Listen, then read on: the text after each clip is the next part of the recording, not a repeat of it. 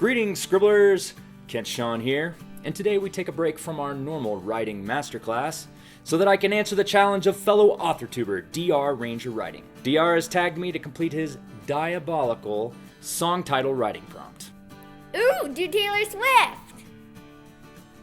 But before I get into it, please like, subscribe, and ring the notification bell so you don't miss one episode of Writing Deliciousness. This writing prompt is a result of the collaboration between DR Ranger Writing and Katie Wilson, a couple of awesome AUTHORTubers you should definitely go check out. I'll link their channels in the description below. The challenge is to write a short story based off a song title, and then after a few hundred words, DR will message me with something he calls the wrench. The wrench is a random plot point that DR comes up with without knowing what I'm writing my story about. The point of the wrench apparently is to totally screw up my story. Also, the last word of the story must be the last word of your chosen song. So for my story today, I chose the classical music masterpiece Walking Contradiction by Green Day. So now without further ado, I give you Walking Contradiction. Brandon, come on in, sit down. With a toothsome smile and a sweeping gesture, Chuck Chalmers welcomed Brandon into the opulence of the corner office, then took his place behind the massive expanse of throbbing mahogany he called a desk. Brandon didn't get to the upper floors often. He'd only been out of the mailroom 6 months and could still feel the paper cuts and dry hands. Whatever this awkwardly happy executive wanted from him, it was about a mile above his pay grade. Chalmers was a tall man and even seated towered over Brandon. He felt like a middle schooler in the principal's office as he sat in the reflected light of all those blinding teeth. I'll get right to it, Brandon. I have a job for you. A special assignment of the utmost importance. What's the job? Chalmers leaned close. Kill the Fisher account. Kill it? Brandon said, squirming in his chair, not sure if it was a joke.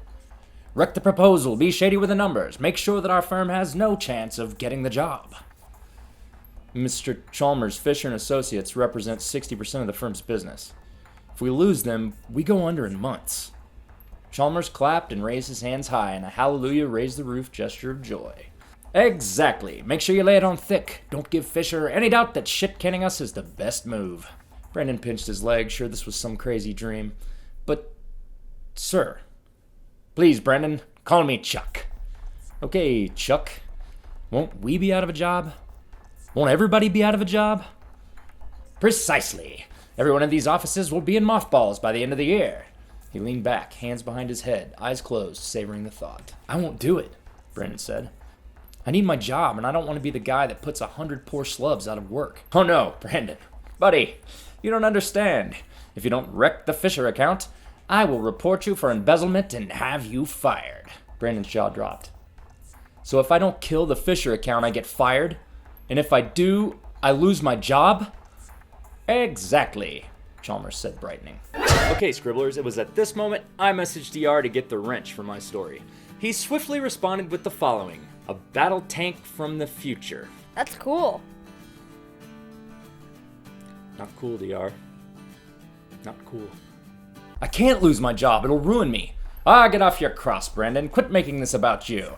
How's this not about me? This is about the future. We are saving the world. Wait, what? Saving it from what? Tanks, Brendan. Giant robot laser tanks, Chalmers said, the bright light of his teeth hidden by a frown. Brendan felt like someone had pumped the brakes in a fast-moving car. Collecting his jaw from where it rested on his chest, he searched for something to say that would tilt things back towards sanity. Nothing came to mind. You see, Brandon, I have this parakeet. Parakeet? Yes, his name is Buster, Chalmers said, smiling. Buster the parakeet. Precisely. Buster is a very special parakeet, Brandon. He can see the future. Do you have anything to drink?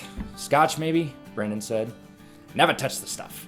Listen, the day I brought Buster home, he looked me right in the eye and he said, Rutabaga.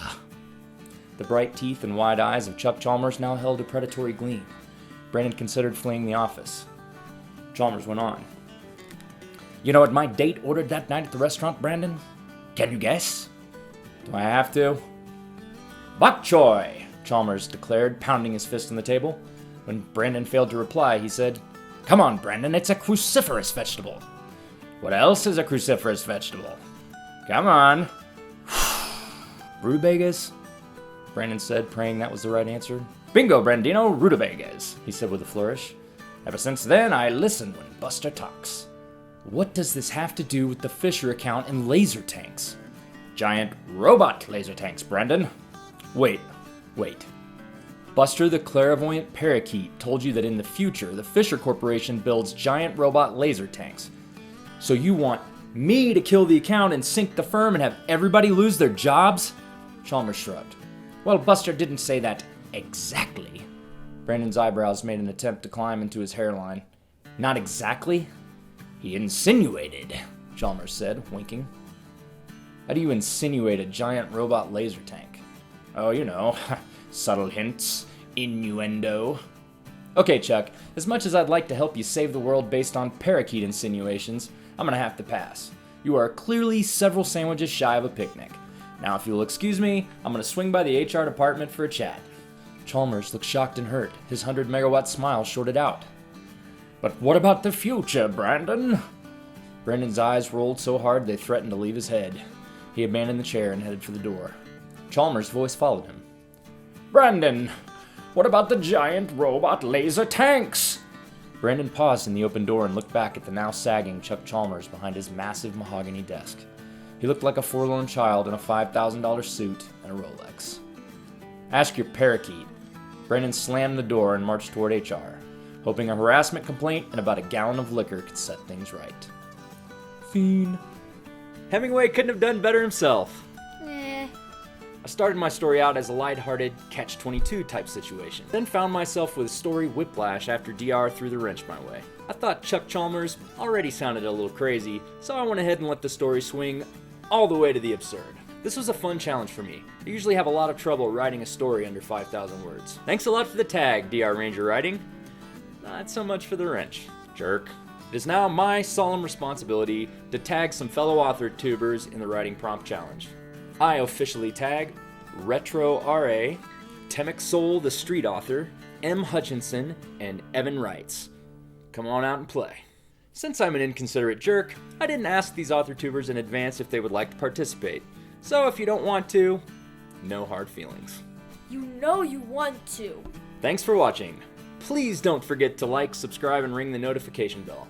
You can follow me on Instagram or Twitter, or visit my website, kentshawn.com. Until next time, scribblers, don't forget, butts in seats, fingers on keyboards.